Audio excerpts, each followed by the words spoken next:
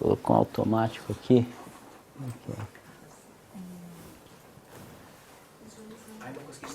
Não, você colocou em automático, eu acho. Bota visualizar lá em cima. Por favor, você que é do Mac aí, da Apple aí.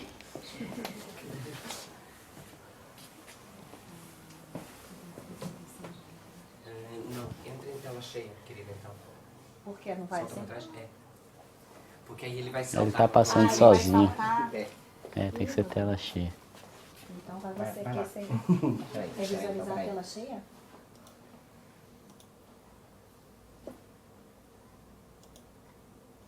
Aí. Então, mais uma vez, boa noite. Então, hoje a gente vai falar sobre o capítulo 26, né, do Evangelho segundo o Espiritismo, que é dar gratuitamente o que gratuitamente recebestes. Mais especificamente dos itens 5 e 6, intitulado Mercadores Expulsos do Templo. Então, a respeito do item 5 e 6, é só isso aqui que está no Evangelho segundo o Espiritismo. Mas isso aí dá conversa para dias, hein?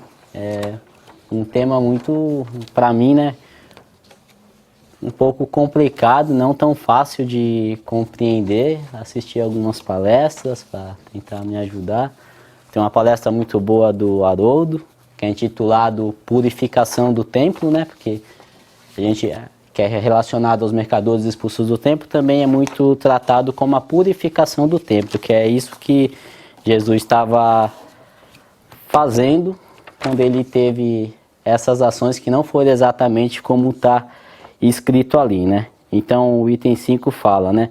Eles vieram em seguida a Jerusalém, e Jesus, entrando no templo, começou por expulsar dali os que vendiam e compravam.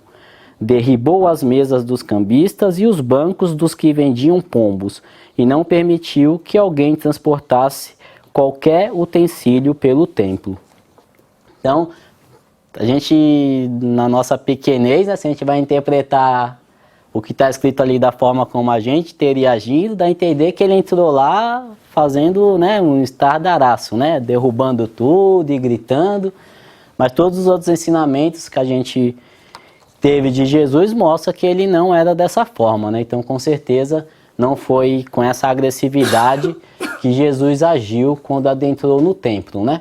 Então, isso aqui é uma figura de linguagem que o Haroldo até explica, né? Que os profetas eles estavam utilizando o que eles chamam de relato de ação simbólica, né? Então, isso era muito comum, essa utilização desse relato de ação simbólica pelos profetas, né, também. Então, desculpa, só um minuto. E em seguida, então, Jesus fala, né? Então, ao mesmo tempo, os instruía dizendo, não está escrito, né, abre aspas, minha casa será chamada casa de oração por todas as nações, fecha aspas, né? Então, aqui Jesus está fazendo menção a profecias, né? Isso aí a gente encontra nas profecias, né? Que depois a gente vai ver que isso aí está na profecia de Isaías e de Jeremias. A gente pode encontrar menção disso que Jesus citou. Entretanto, fizestes dela um covil de ladrões, também relacionado às profecias. Os príncipes dos sacerdotes, né, os sacerdotes, o sumo sacerdote, os sacerdotes de alto escalão, ouvindo isso, procuravam meio de o perderem, que em algumas traduções está de o matarem, né? Então era perder a vida de Jesus, né? Pois temiam, visto que todo o povo era tomado de admiração pela sua doutrina. Então os sacerdotes se incomodavam da forma como Jesus agia por onde ele passava, né? Da forma como ele cativava as pessoas que se aproximavam dele e da forma como ele impunha respeito e autoridade moral sem ter que demonstrar nenhuma agressividade, né? E aqui uma explicação dos espíritos, né? Jesus expulsou do templo os mercadores, condenou assim o tráfico das coisas santas sobre qualquer forma. Deus não vende a sua bênção, nem o seu perdão, nem a entrada no reino dos céus.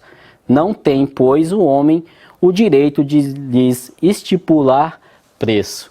Então, voltando a outro significado, que é a purificação do templo. Então, Jesus estava ali dando um ensinamento, chamando a atenção de todos que ali adentravam, que aquilo era uma casa de oração dedicada ao nosso Pai, a Deus, e que não se deveria fazer comércio de nenhum tipo dentro da casa de Deus, muito menos o comércio com as coisas de Deus, né, que são as coisas santas, porque esse item, né, mercadores expulsos do templo, está dentro do capítulo dai gratuitamente o que gratuitamente recebestes, né? Então, os sacerdotes, as pessoas que já tinham mais conhecimento e até aqueles que tinham capacidade de realizar talvez algumas curas, como a exemplo dos apóstolos, eles não tinham o direito de comercializar esse dom que lhes foi dado gratuitamente por Deus. E, infelizmente, nessa época não era bem isso que acontecia, né? Praticamente tudo era pago, né? Se você não sabia orar, queria que um sacerdote orasse por você, você pagava. Se você acreditasse que aquele sacerdote podia te curar de uma doença, você pagava. Então eles estavam fazendo comercialização com as coisas de Deus, e era isso que Jesus estava chamando a atenção deles, que isso não deveria ser feito. Também assistindo um pouco essas palestras de outros irmãos que já estudaram e sabem muito mais do que eu, eles relatam que o templo de Jerusalém era um templo muito grande e que na sua primeira entrada tinha um pátio muito grande que era chamado Pátio dos Gentios. Então, nesse pátio, qualquer pessoa poderia adentrar, independente de raça, religião, cor da pele. Então, era como se fosse uma área ali ecumênica, né? E tudo isso porque os sacerdotes mantiveram essa região, simplesmente também, infelizmente, naquele momento, para respeitar a profecia, que dizia que a casa de Deus seria a casa de todas as nações, né? Então, para não serem chamados a atenção, ou vocês não estão seguindo aí as profecias, tinha essa região, essa área, né, que era o Pátio dos Gentios, onde todos poderiam adentrar, e que muita gente vinha de outras regiões, outros países, né, independente de que religião eles tinham, mas pessoas interessadas em aprender um pouco mais, eles costumavam vir fazer essa peregrinação até Jerusalém, porque nesse Pátio dos Gentios eram acostumados a terem discussões a respeito de religiosidade.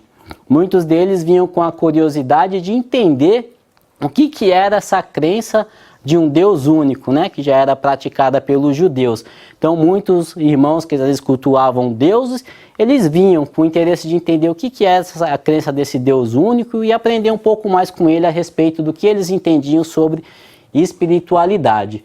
Mas esse movimento começou a ficar muito, muito grande e passou a incomodar um pouco também os sacerdotes, né, que estavam vendo ali pessoas que não eram judeus, né, e infelizmente aí já tinha um pouco um preconceito, porque eles se consideravam o povo de Deus, e já estava ali um preconceito que não queria abrir esse Deus para todo mundo, né? Tanto é que, passando desse pátio dos gentios, apenas os judeus podiam adentrar a uma outra área, e uma vez adentrando essa segunda área, tinha uma região que era para as mulheres.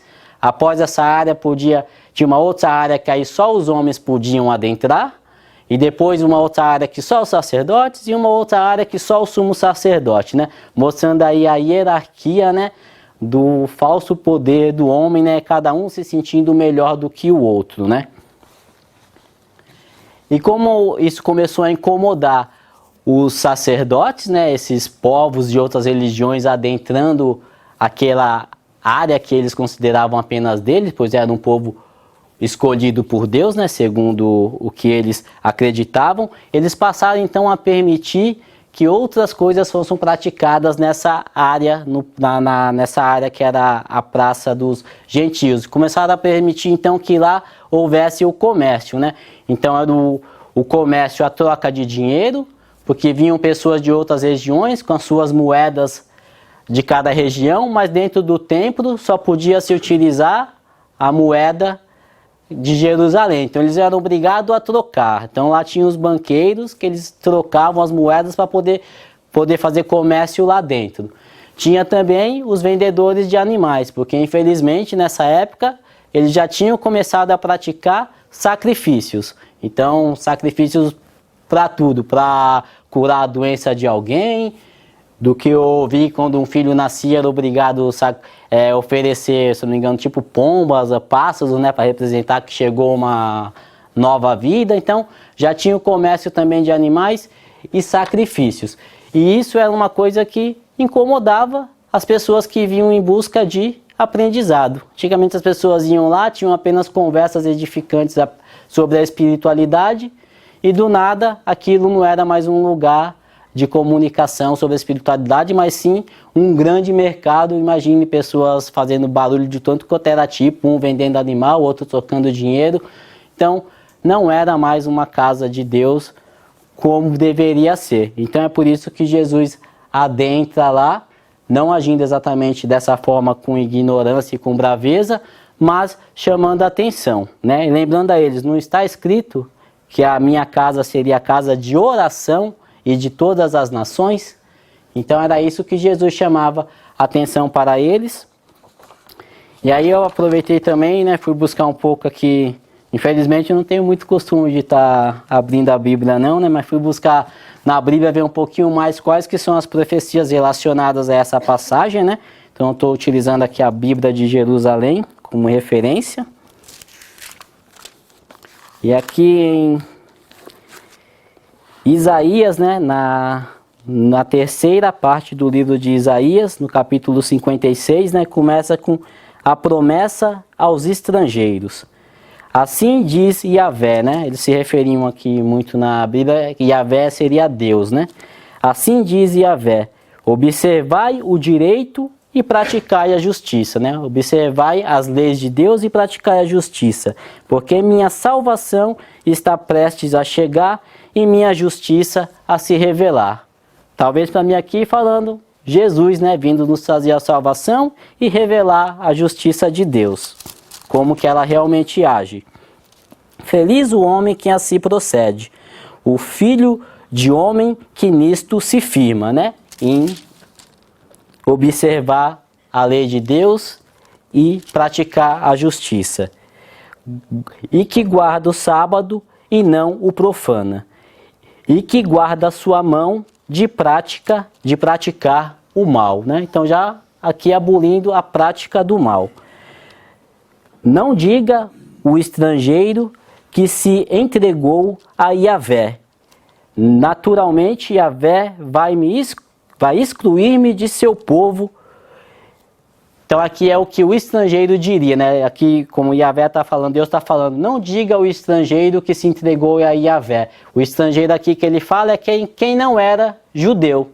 Então, como muitos vinham em busca de entender o que era essa nova doutrina do Deus único, muitos acabaram aceitando e querendo se converter a essa crença de realmente ter um Deus único. Então aqui é como se Deus, né, falando pela boca dos profetas, dizia, e que não diga o estrangeiro, que naturalmente Yahvé vai me excluir do meu povo, como se ele fosse ser expulso do seu povo de origem pelo fato de estar aceitando essa nova crença de Deus único. E também não diga o eunuco, não há dúvida, eu não passo de árvore seca. Eunuco, as pessoas que eram os homens que eram castrados para tomar conta das mulheres nos harém, né? Então, para que eles não fossem fazer a festa com as mulheres, eram castrados. Então aqui Deus também pelo profeta fala, e que não diga o eunuco que ele é simplesmente uma árvore seca, porque o produzir fruto aqui não está diretamente relacionado com a prática do sexo, com a ter filhos, mas sim os frutos que a gente produz dentro do nosso coração e divide com os nossos irmãos.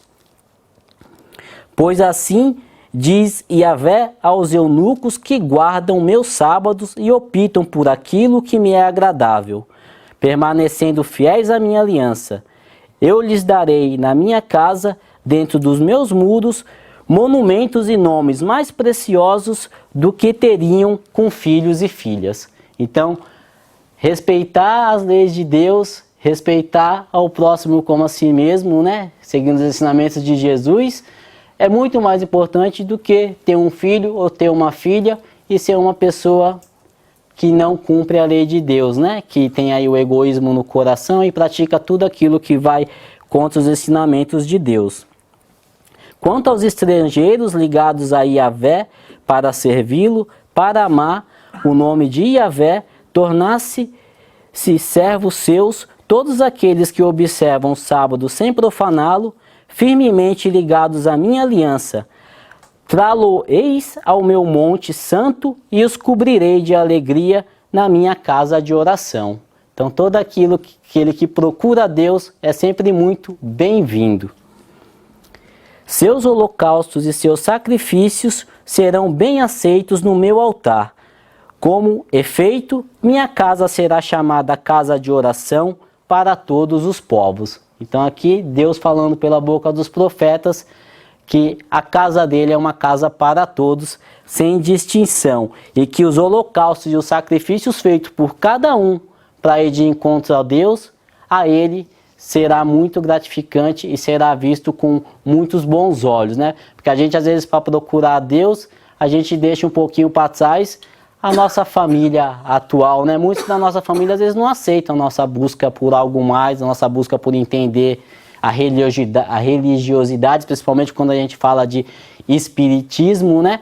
Então, às vezes a gente tem que saber que os sacrifícios de ter as faces viradas de um familiar ou de um amigo por não entenderem a nossa busca por Deus, isso não é o que tem que nos importar. A gente, é claro, vai ficar chateado, mas a gente tem que saber que buscar a Deus é muito mais importante do que deixar Deus para lá para ficar com alguém que não está buscando a Deus, né? Então, Deus sempre em primeiro lugar.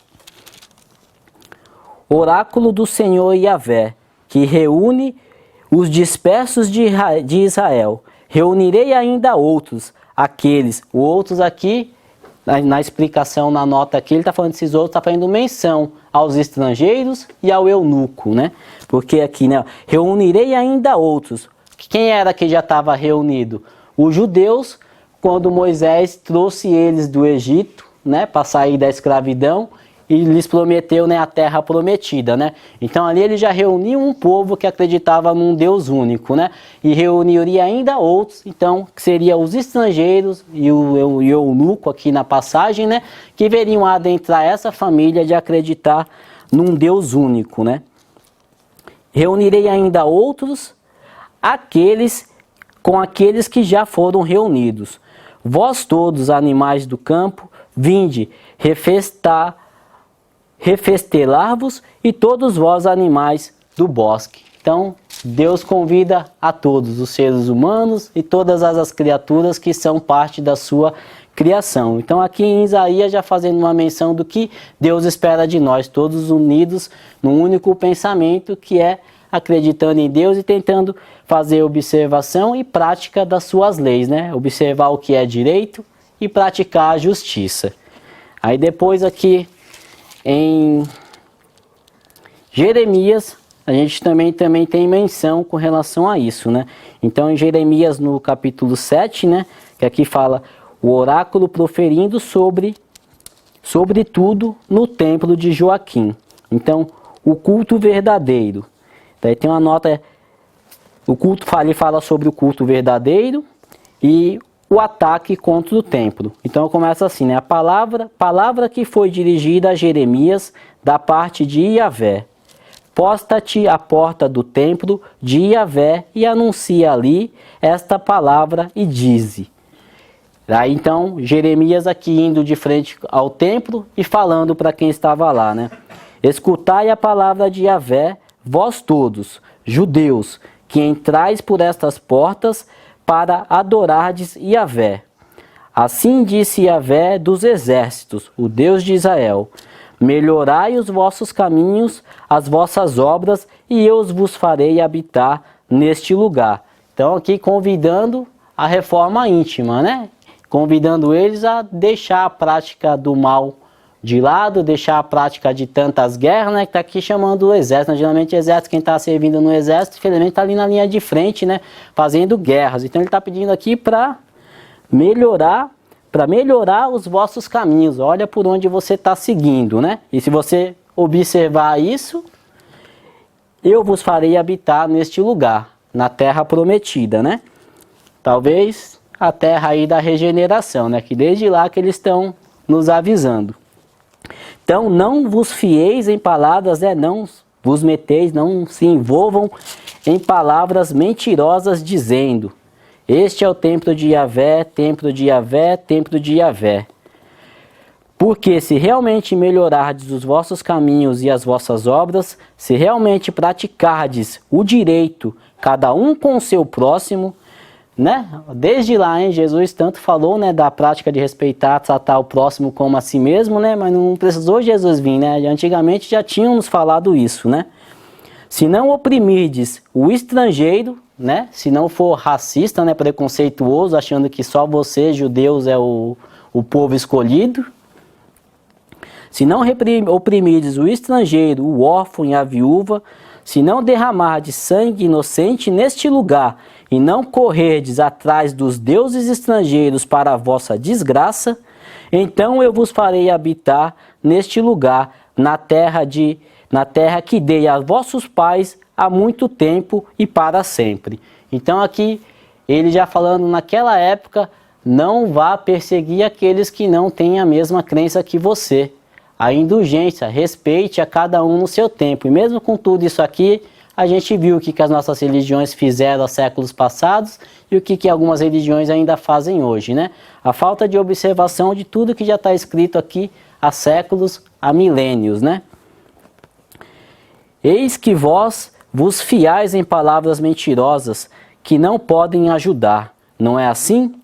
Roubar, matar, cometer adultério, jurar falso, queimar incenso a Baal, correr atrás de deuses estrangeiros que não os conheceis. Então aqui ele disse o que não era para ser feito, né? O profeta está relatando. E aqui ele já relata também, já prevendo o que o homem ia fazer, né? Fez tudo o contrário do que Deus pediu, né? Foi atrás dos deuses estrangeiros, né? Passou a mentir, a cometer adultério. Então já antevendo aí qual que ia ser a nossa caminhada, infelizmente. Depois, então, correr atrás de deuses estrangeiros que não conheceis, depois virdes e vos apresentardes diante de mim neste templo, onde o meu nome é invocado, e dizer: estamos salvos, para continuar cometendo estas abominações. Este templo, onde meu nome é invocado, será porventura um covil de ladrões a vossos olhos? Então, cometiam todas essas iniquidades, né, todos os erros aqui citados, e depois iam lá no templo orar para Deus e falar: estamos salvos, porque a gente é o povo escolhido, a gente pode fazer tudo o que quiser fazer aí de errado, mas uma vez vem aqui e pede desculpa para Deus e estamos salvos.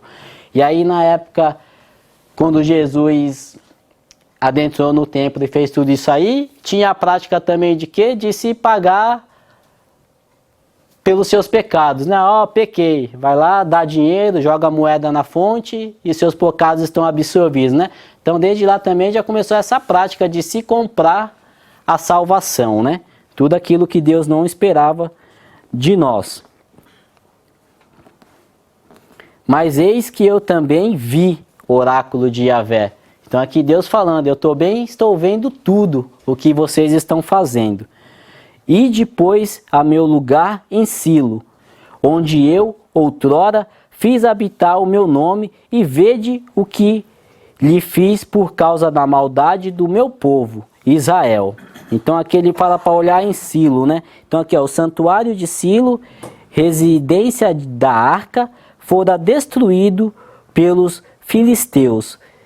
Evitava-se falar deste luto nacional. É o único, então Silas que é o único a fazê-lo depois de Jeremias. Silo encontra-se cerca de 40 quilômetros ao norte de Jerusalém. Então, acho que aqui depois ele vai relatar, não sei se é aqui mesmo. Então essa cidade de Silo, que ele manda ir lá olhar, foi destruída, né? Esse lugar foi destruído. E aí o que os judeus de Jerusalém pensaram?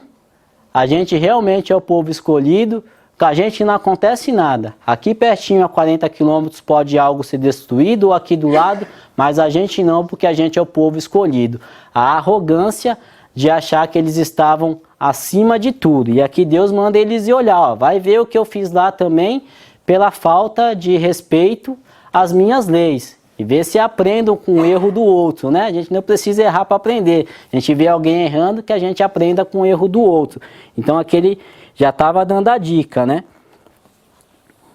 Mas agora, visto que praticastes todos estes atos, oráculo de Yahvé, visto que não escutastes quando eu vos falava com instância e sem me cansar, e não respondestes aos meus apelos, tratarei o templo onde meu nome é invocado e em que pondes a vossa confiança, o lugar que dei a vós e a vossos pais, como tratei Silo. Então aqui já a profecia falando o que iria acontecer, né? Que a gente sabe que depois o templo foi destruído, né? Não só uma vez, mas pelo menos duas vezes, né? A primeira vez quando Salomão construiu foi destruído, e depois foi reconstruído e foi destruído mais uma vez, né?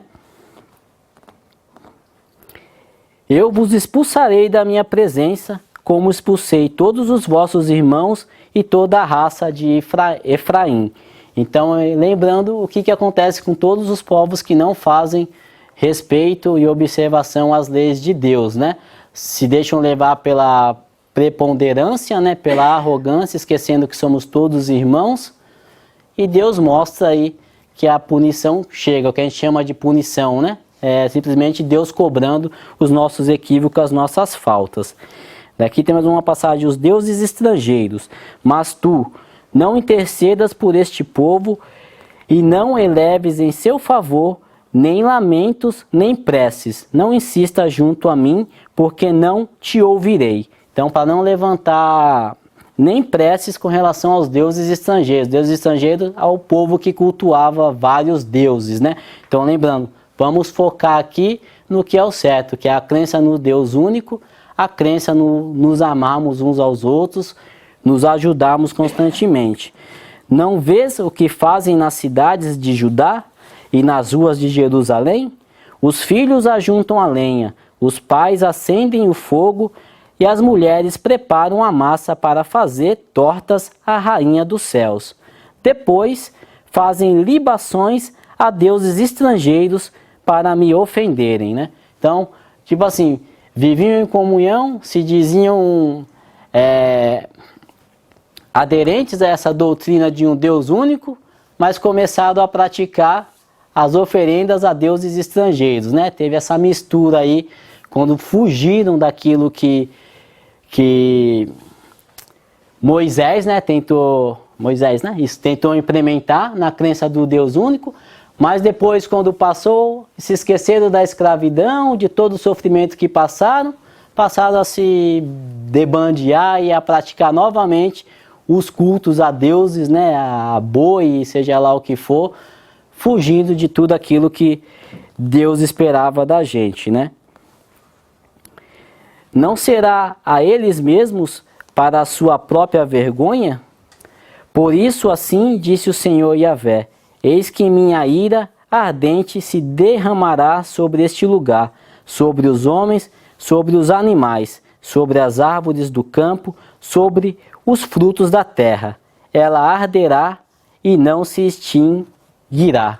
Então, falando, né, enquanto o homem continuar não respeitando a natureza, tudo aquilo que Deus espera da gente, quando a gente continuar nessa busca constante, pensando apenas em bens materiais, em riquezas, né, fazer lucro a qualquer custo, Deus vai enviar suas corrigendas, como já tem enviado aí através de todas essas catástrofes que a gente chama de catástrofes aí naturais, mas que nada mais é do que a natureza respondendo a nossa falta de respeito e o nosso maltratamento com relação a ela, né? Então diz aqui, né, tudo aí talvez será queimado, tudo será destruído, mas a terra não se extinguirá. Vai estar aqui para ser renovada e ser habitada por aqueles que estiverem já em sintonia com as leis de Deus, em sintonia com os ensinamentos de Jesus, né? Em sintonia com aquilo que Deus espera de nós, que é termos amor no nosso coração e não esses sentimentos ainda de ódio e de perseguição um contra o outro por razões injustificáveis, né? Então, realmente, esses pecadores expulsos do templo, o título fica muito melhor quando a gente fala da purificação do templo, que é isso que Jesus estava nos convidando a fazer, nos relembrando que os profetas já haviam dito, né? Então essa purificação do templo não é simplesmente a purificação daquele templo de pedra, né? De parar de cometer todos esses comércios lá dentro daquele templo, mas sim a purificação do nosso templo, né? Porque cada um de nós, a gente é um templo, o templo do nosso espírito, né? O templo da nossa alma, né? Então, quanto melhor a gente cuidar desse templo, melhor será essa moradia para o nosso espírito. E isso aí em todos os sentidos, com relação à nossa alimentação, com relação ao cuidarmos da nossa saúde, né? Para não nos tornarmos sedentários, então, e com relação também a buscarmos o bom entendimento, os bons estudos, para termos uma mente também mais sadia, mais conectada com a espiritualidade mais elevada, mais conectada com Deus, com Jesus, e dessa forma a gente vai fazer de nós um templo mais purificado, deixando de lado todos esses vícios que ainda nos atrasam a caminhada, assim como fisicamente era aquele comércio de coisas materiais. A gente tem que tirar aqui do nosso templo também as coisas impuras que nos impulsionam ainda a não respeitar a lei de Deus, que nos impulsiona ainda a não tratar o nosso irmão como a gente deveria. Então vamos tentar nos conectar com tudo que Jesus nos ensinou, buscar praticar o respeito ao próximo, a indulgência, o amor para conosco mesmo, o amor para com o nosso próximo, e sempre se colocar na questão aquilo que Jesus nos disse, né? Não fazer ao próximo aquilo que não queira que faça com você, né? Então sempre que a gente quiser fazer algo para alguém, a gente pergunta, eu gostaria de receber isso? Se a resposta é não, então não faça, né? E com certeza buscando essa melhora, esse nosso aperfeiçoamento, a gente vai estar criando desse nosso corpo material um templo já melhor para o nosso espírito, para que a gente seja então digno de aqui ainda estar, quando essa terra realmente se transformar na terra prometida, que Deus vem nos prometendo já há milênios pela boca dos profetas, e a sua última manifestação a mais esplendorosa foi através da boca de Jesus, e agora continua sendo aí nos relembrada através do Espiritismo. Então que a gente não perca, né, essa oportunidade, como está escrito aqui, né? Eu vos falei, eu vos chamei a atenção, mas vocês não me escutaram, não me respeitaram, então que a gente não continue nesse equívoco e passemos realmente a termos olhos de ver e ouvidos de ouvir, para que todos os ensinamentos de Jesus achem morada no nosso coração e se transformem em ações na nossa vida. Que assim seja.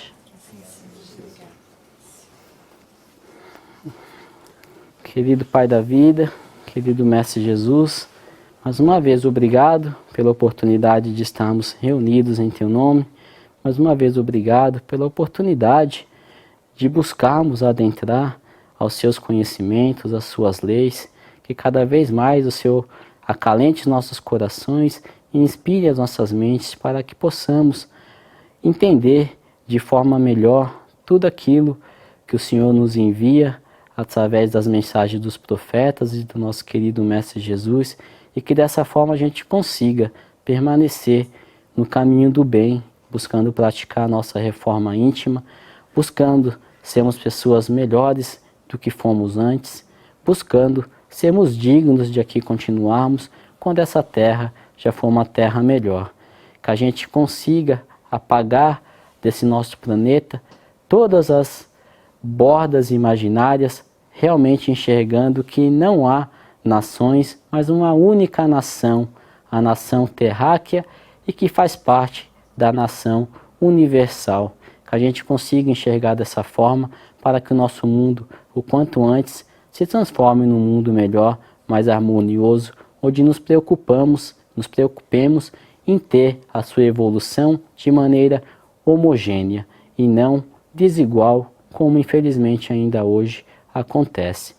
Que o Senhor consiga iluminar a mente de todos os líderes do nosso planeta, para que deixem de lado esse egoísmo, essa ganância, essa busca por poder e que passem a proferir mais igualdade e harmonia para todos, ajudando em primeira instância os mais necessitados, os países menos favorecidos de bens materiais e muitas vezes desprovidos do necessário para uma vida digna. Que o Senhor nos abençoe e nos inspire para que, se não possamos ainda ajudar de maneira material, comecemos a ajudar com a oração, que já é muito útil e muito benéfica para a melhora do nosso planeta.